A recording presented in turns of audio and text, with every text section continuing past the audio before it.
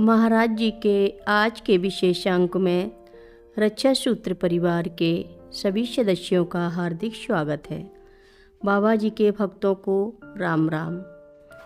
उनसे कुछ देर बातें की और तत्पश्चात अन्य लोगों को भी भोजन कराने भेज दिया।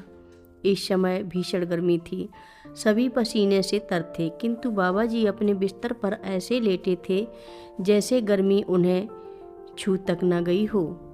अपराह्न मेरे 3 मित्र आए, जिनमें से 2 डॉक्टर थे और सरकारी सेवा में थे। बाबा जी ने उनसे एक को प्रसन्नतापूर्वक स्वागत कर अपने पास बिठाया और सभी से कहा कि यह तो साधु है।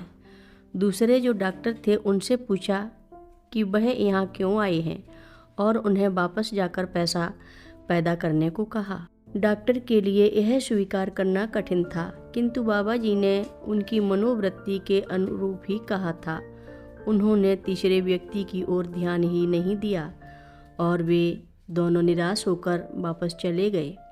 बाबा जी यहाँ आने पर 3 दिन ही ठहरा करते थे और साधारणतया उनका यही क्रम भविष्य में भी रहा। दर्शन के लिए आने वाले भक्तों से मिलते, उनसे बातें करते, कुछ भक्तों से उनके घर जाकर मिलते और एकाएक किसी समय चले जाते थे तथा कुछ देर में पुनः आ भी जाते थे। हमारे पास उनके आवागमन के क्रम को जानने का कोई उपाय नहीं था। जब कोई उनकी अनुपस्थिति में उनके जाने आने के स्थान के बारे में पूछता तो हम अपनी अनभिज्ञता ही प्रकट करते थे।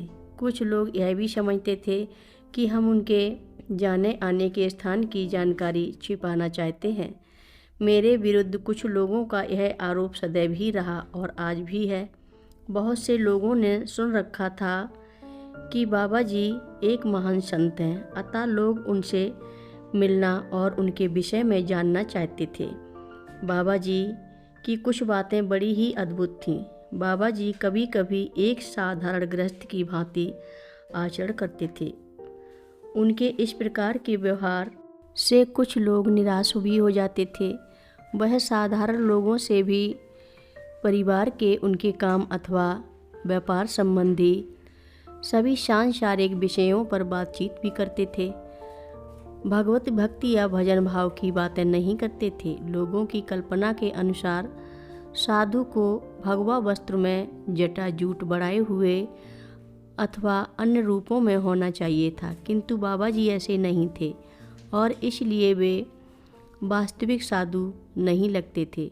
बाबा जी लोगों की इस सोच से पूर्णतया परिचित थे और उन्होंने कई बार मुझे यह बताया कि लोग मेरे पास केवल श्रद्धा भाव से नहीं अपितु मेरी परीक्षा लेने आते हैं। ऐसे श्रद्धालुओं के सामने बाबा जी व्यवहार जानबूझकर बदल देते थे। उनके बारे में यह बात कुछ विचित्र सी थी, जो साधु वेश में अन्यों से भिन्न थी। उनके पास जो भी धैर्य और खुले मन से बिना किसी निश्चित धारणा के आता था, वह उनकी वास्तविक रूप की झलक भी पाता था। फिर भी यह सब बाबा जी पर ही निर्भर था। किसी को यह रूप दर्शन अधिकार रूप में नहीं अपितु प्रसाद रूप में प्राप्त हो जाता था। मैं उनके पुराने और विश्वसनीय भक्तों में नया था। मैं जो कुछ तनिक सी भी जानकारी उनके बारे में प्राप्त कर सका हूँ, वह रातों रात नहीं प्राप्त हुई है। यद्यपि हमारे ऊपर उनकी कृपा की अजस्त्र धारा निरंतर प्रभावित होती रही है। प्रारंभ में उनका आगमन हर दूसरे या तीसरे माह होता रहता था, किंतु बाबा जी 2 या 3 दिनों से अधिक नहीं ठहरते थे। बाबा जी कभी भी आते और कभी भी चले जाते थे, लेकिन गृहस्थी के सामान्य जीवन में कभी भी व्यवधान अथवा असुविधा नहीं पैदा होने देते थे। उनकी आवश्यकताएं बहुत थोड़ी सी थीं। भोजन बहुत ही साधारण था। अपने को किसी चटाई या चारपाई पर ही समेट सकते थे, जिसमें अन्य लोगों के लिए भी जगह बची होती थी। उनको सेवा की अत्यंत आवश्यकता थी और उसकी ओर उनका सदैव ध्यान बना रहता था कि बाबा जी किसी पर बोझ अथवा असुविधा का कारण न बने। उनके कई भक्त बहुत व्यस्त व्यक्तियों में से थे और ऐसे भी थे जो उनके महानता के अनुसार उनका सत्कार करने में सक्षम नहीं थे। उनकी वार्ताएं ग्रस्त जीवन या परिवार में कष्ट या समस्याएं कैसे दूर हों, इसी पर केंद्रित होती थीं। बड़ों की आज्ञा पालन करना, उनकी सेवा और सभी के साथ सामंजस्य कैसे हो, इसकी चर्चा होती थी।